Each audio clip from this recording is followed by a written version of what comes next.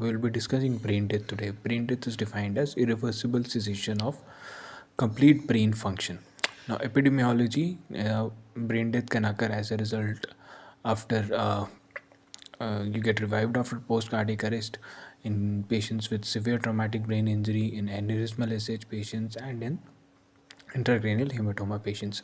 Now, when we do a clinical examination for from brain death determination, first we will have to remove confounders like any sedatives, which could take patient to coma, or any paralytics the patient has been administered.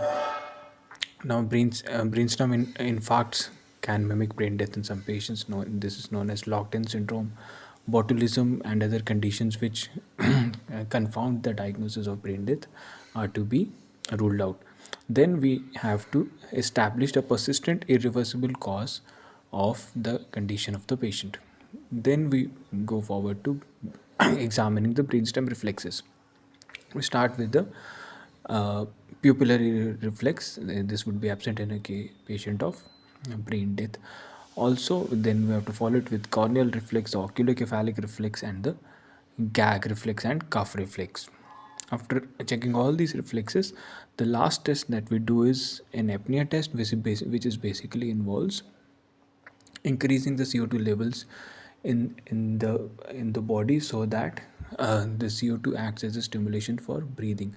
But if even after this increasing CO2 levels, the patient does not breathe, he's proclaimed to be brain dead. Now we have to perform two such testings in adults 6 hours apart, right? And this actually varies from place to place and also varies with the age of the patient. Now there are some ancillary tests to be done in these patients, in which we are not very sure of the results of DSA, or in which apnea test cannot be done. These ancillary tests are DSA, SPECT, transcranial Doppler, and CT and MR angio.